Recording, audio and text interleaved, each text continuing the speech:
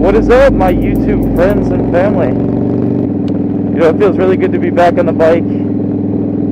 It's been a few days since I've been able to ride. As per usual, the Chicago weather, it's horrible. I feel I may have overdressed for the weather today, though. We have a pretty cold week ahead of us, and it's like almost mid-May, and we can't seem to string together 2 nice days. I'm sorry I keep talking about the same thing over and over again, but honestly, we're in the middle of a quarantine, and that's all I have to talk about is how shitty Chicago weather is. One day I won't have to deal with it anymore.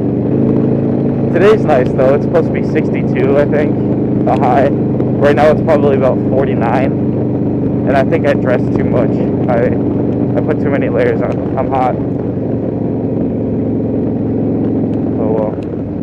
It's a nice day. It's sunny, and it's sunny and it's not windy. So like, even though it's a little bit chillier, like it's still a really nice day. There was something I wanted to talk about. I get a lot of questions from people looking to join the military. Just like questions about like the steps that you need to take to join the military.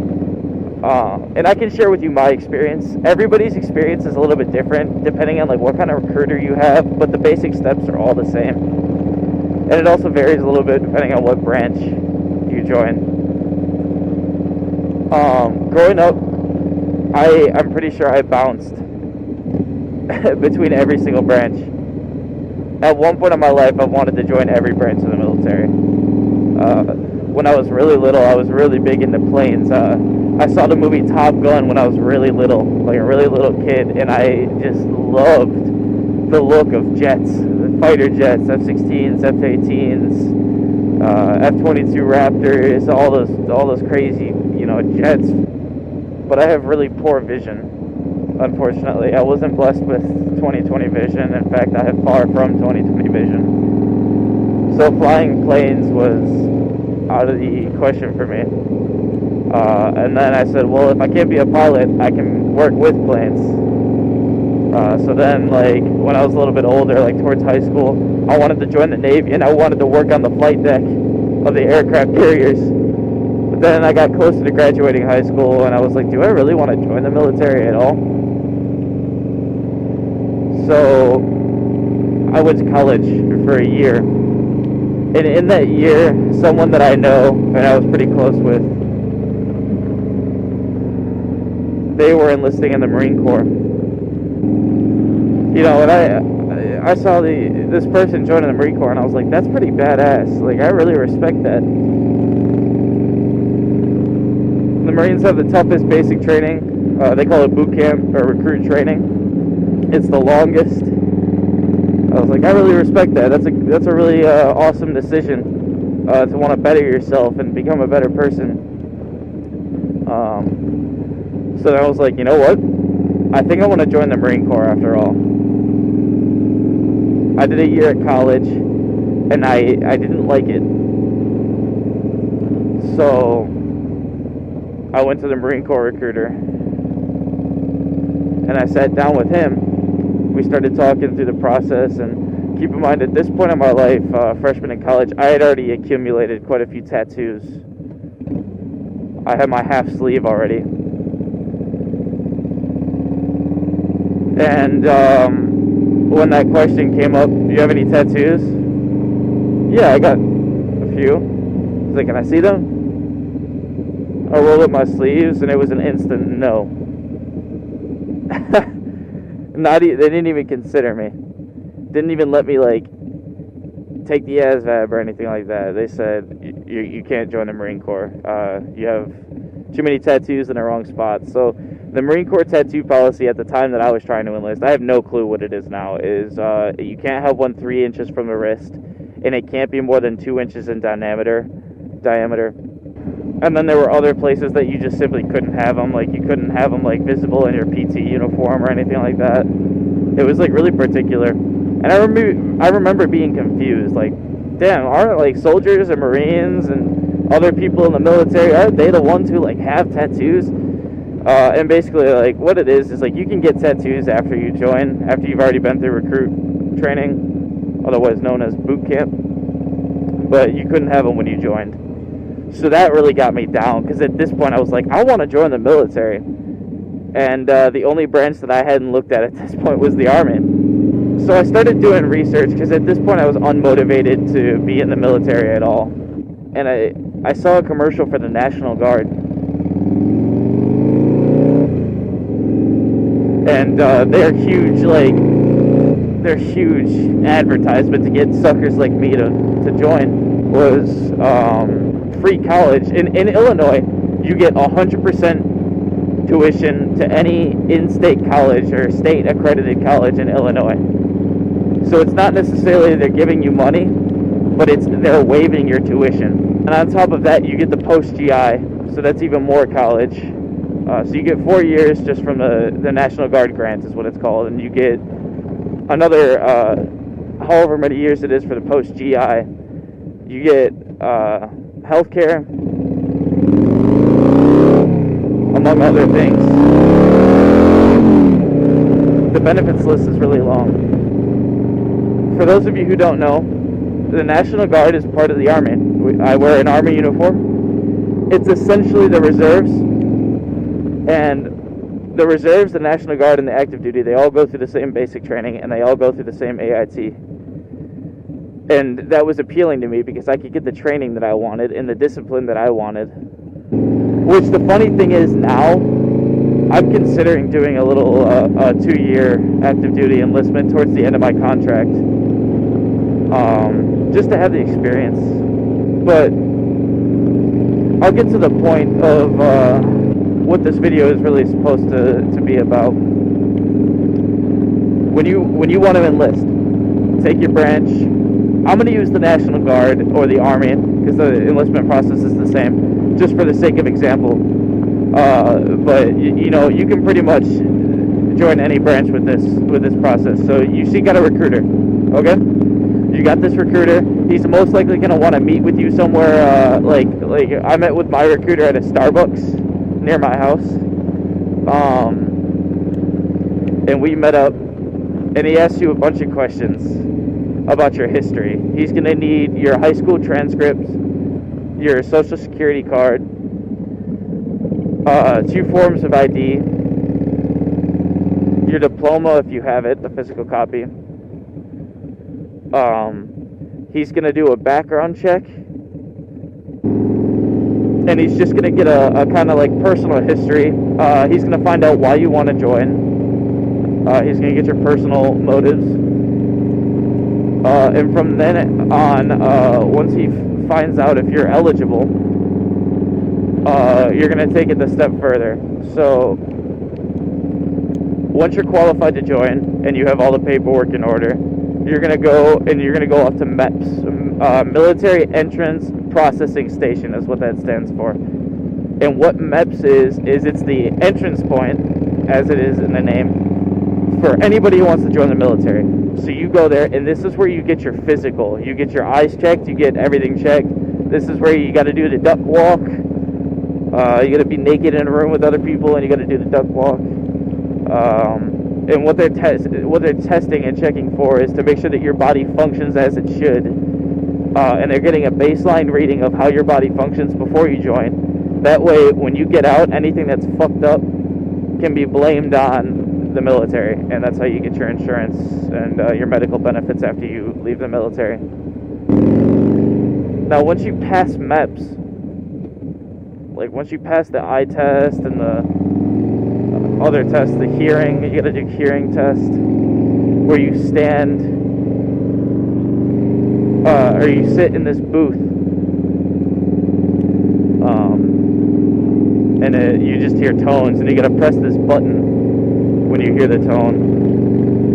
Once you pass all of that stuff,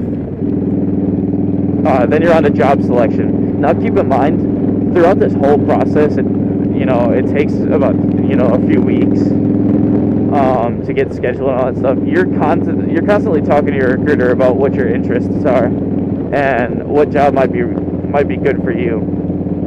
So you're gonna have a few jobs in mind of what you want, and they're gonna try to sell you on the jobs that they need.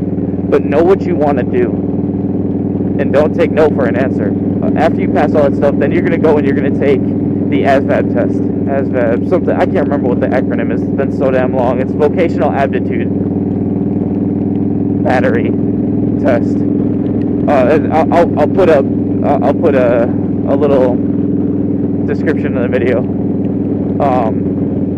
But that test is not an IQ test. It's not testing how smart you are. What it's doing is it's placing you in categories to see what job you're naturally going to be good at. It's gonna allow you to pick a job based on what jobs you're qualified for. But once you score on that ASVAB, depending on what scores you get, that's gonna dictate whatever job you can have. I had my options open, but I knew that I wanted to be a combat medic. There was no deviating from that plan. Obviously, I qualified for that job. My recruiters and the people at recruiting kept trying to tell me, like, dude, you don't get a bonus. You're going to have to wait to ship out. All this stuff. I was like, I don't want to be anything other than a medic.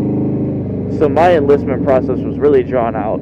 I failed MEPS 3 times because of my vision. I had to go back 3 times to get a waiver. It was a fight to get into the Army, but I got in. So don't give up. But you're gonna choose your job at the end of MEPS. You're gonna get a bunch of MOSs that you're qualified for, and you just gotta pick one. And it's all done there. You're gonna sign your contract. You're gonna do all that stuff, and make sure to read through it. Know what you're signing up for. Do your research. Ask questions. I will be answering any questions that you guys have in the comments below, just to make sure that everybody has an awesome experience, things to look out for, all that stuff. Just ask me anything. But you're going to sign your contract and you're going to swear into the United States military and become a part of the Department of Defense right then and there. Now, you're not a soldier. You're not an airman. You're not a sailor. You're not a Marine. You're not a coastie, whatever they call themselves. But you are a part of the Department of Defense. You're going to get your military ID. You're going to get all that stuff. And from then on, if you're active duty, you'll probably ship out to basic training the day that you sign your contract. Amazon's here. Alright guys, I will see you guys in a bit. Oh, and through the magic of movie editing, 10.5 hours later, we're back.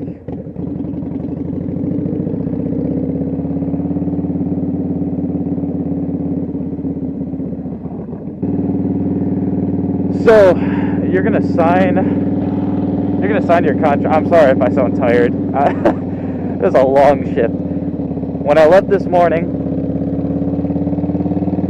to go to work, the sun was in my face because I was traveling east. And now I'm taking a long way home right now, but on the way home I'm going to be driving into the sun because the sun is setting.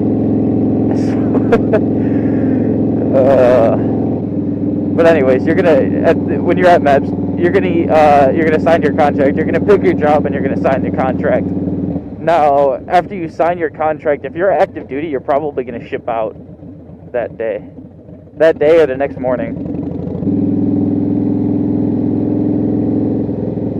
Now, for me, being a weekend warrior, nasty girl, National Guard, it's a lot different. And especially with me choosing an MOS that was going to take forever to ship out, it was especially different. So in the National Guards, you go through this thing called RSP. Now what RSP stands for is Recruit Sustainment Program. In RSP, you learn about everything military. Not everything. Obviously, you don't learn everything there is to know in the Army or in the military in RSP, but you learn all the things that you're going to need to know during basic training. And that's why I feel, at least in basic training alone, National Guardsmen end up doing a lot better than active duty, because we've already had a basic training like experience. And a lot of people don't know this. Like a lot of the active duty people, they don't know that National Guardsmen have this leg up. I already learned how to march. I learned all the positions of attention, all the modified positions of attention. I learned the Soldier's Creed. I learned some history about the Army. You learn all the ranks.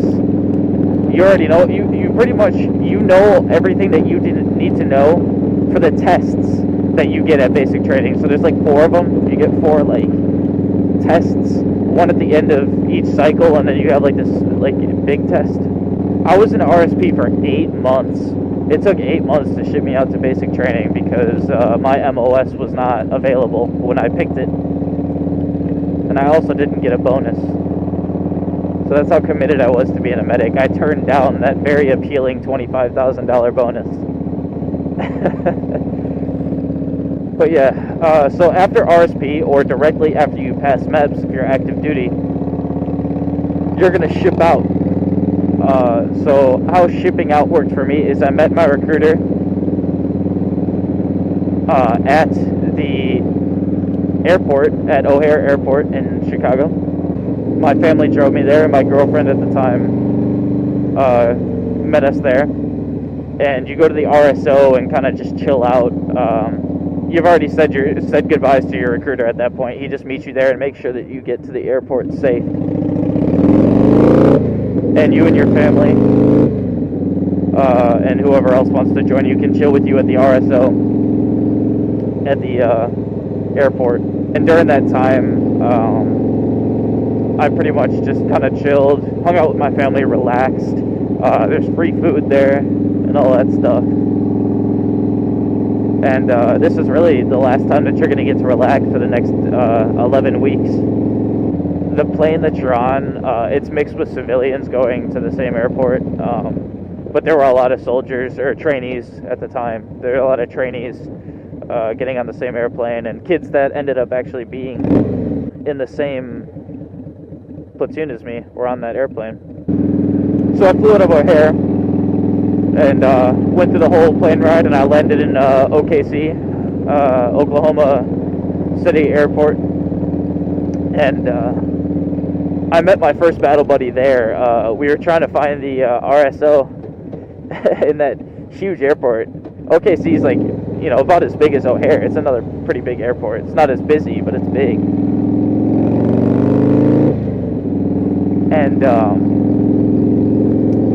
we ended up finding the RSO, and it's kind of just like the one in O'Hare was nicer, but it was just this room. They had snacks and stuff. We were kind of chilling, and then we were there for about an hour, and then the bus driver that was employed by the Army to come and take us to the base, he comes in and he had us all like tape up our bags and stuff like that.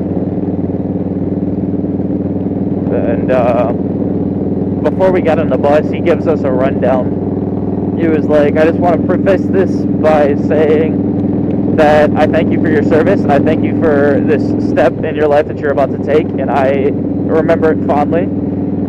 And then he proceeded to tell us about how basic training was like, and that, you know, just things not to say, things not to do. And he also told us things that we should get rid of now before we get there. Now, as far as packing goes for basic training, don't bring anything. Honestly, I literally wouldn't even bring any changes of clothes. I would bring 5 pairs of underwear and 5 pairs of socks. No, not even. I'm sorry. I wouldn't even bring that many. I would bring 3 pairs of underwear, 3 pairs of socks. I would bring a decent amount of razors if you're a male. I would bring at least 2 weeks worth of razors. And I would bring shaving cream. Other than that, don't bring anything. The more that you have with you, the more that you have to carry during your shark attack, and I'll get to that in a bit. Like, bring the absolute bare minimum. Bring your phone, bring $50 in cash, bring razors, bring socks, bring underwear, and you can just wear the clothes that are on your back until you get issued your stuff, because you're not going to be without Army gear for very long. I can tell you that much right now. So that's Canis's packing list. Don't bring anything. Don't listen to anybody else. Bring what I just told you. You won't need it, I promise you. $50 in cash, razors, shaving cream, 5 pairs of underwear, 5 pairs of socks, and the clothes that are on your back. And don't wear anything fancy. Wear jeans, gym shoes, and a shirt that has nothing on it. So like a t-shirt, and then if it's cold, wear a hoodie. Don't even bring a jacket. Even if you live in Chicago and ship out when it's cold like I did, don't even wear a jacket, wear a hoodie. Deal with the cold for a little bit until you're in the airport, because you're not going to be outside for long enough for it to matter. You will thank me later. I promise.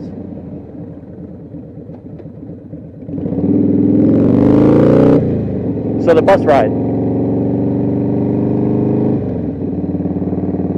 The bus ride from OKC to Fort Sill, Oklahoma was about 2 hours, I think, if I remember correctly. This was 3 years ago, so it's about 2 hours, and you can be on your phone that whole time. You still have your phone, you still got all that stuff. You can call, make your final calls, text people, catch up on your YouTube subscriptions, and I highly recommend doing that. Get as much phone time in as you can, get as much non-Army stuff as you can before you get your phone taken away, because you pull up to your basic training site, drill sergeant comes on your bus, and it's calm but loud and very straight to the point. Drill sergeant gets on the bus. My name is Drill Sergeant so-and-so. Welcome to Fort Sill, Oklahoma. You guys are now, whatever it is. Get the fuck off the bus. Said something along the lines of like, no one's going to get any sleep tonight, so let's make this as painless as possible. And kids are already fucking up. Already. They don't know their right from their left. They don't, all that stuff. Our drill sergeant actually, he goes, "This is your left hand. This is your right hand." He broke it. It was so funny. But you get your stuff and you get into this room, and this is where you're given your one chance for amnesty. So anything that you are not supposed to fucking have, which if you're smart and you listen to me, you won't have in the first place, you're allowed to put this in the box. If you have anything that you're not supposed to have, put it in the box. Do not bring anything that you're not supposed to bring, but if you did, put it in the box. You don't want to make trouble for yourself, and I promise you, your drill sergeants are going to find it. So you do a bunch of paperwork, and it's going to seem really boring. The first week of basic training, which it technically hasn't even started yet, is just an infill week. Reception. It's called reception. So, and if you're at Fort Sill, it will last a week. I've never heard it last any less. I can't speak for the other bases. It sucks. So that first night, you're going to get issued your uniforms. You're going to get issued your PT uniforms. You're going to get issued your ACUs, which now it's called OCP, Operational Camouflage Pattern. And these are the uniforms that you're going to have for the rest of your Army career. You keep those after basic training. You're going to get that, and you're going to get some other stuff, but you will get your uniforms that night. So say goodbye to your civilian clothes, because when you, after reception, which during reception, it's a week, like I said, it's a week long. You're going to be doing lots of standing in line. You're going to be getting your shots and immunizations and all that stuff. You're going to be sitting through lectures of various sorts. If you don't already have a military ID, you're going to get one. You're going to be taking care of your DEERS stuff, which for those of you who don't know, DEERS is like marriage stuff, marriage, dependents, all that stuff. So make sure you take your time and do all that stuff right, because you're going to be wanting that extra money for BAH if you're married and you have kids. But after that week, then there's, you ship out, is what they call it, to your actual company, or battery for me, because I was at an artillery base, Fort Sill. Now, that's nerve-wracking, because you hear a bunch of rumors, like, in that week of reception about who your drill sergeants are and all that stuff. Like, I remember one of the rumors for me was, oh, our drill sergeants are ex-special forces, all that stuff. None of that shit's true, I promise you. Your drill sergeants are, if you're lucky enough, like I was, you're going to have infantry drill sergeants. And then for your, so you have your senior drill sergeant, and then your platoon is going to have two regular drill sergeants to help them out. We had, our senior drill sergeant was artillery. He was he was a 13 Bravo. One of his drill sergeants was an 11 Bravo, which is infantry, and then our other drill sergeant was a truck driver. I can't remember the code for it off the top of my head for some reason. So the truck driver was the only like non-combat MOS, which, don't get me wrong, those guys see combat. It's just not a combat MOS.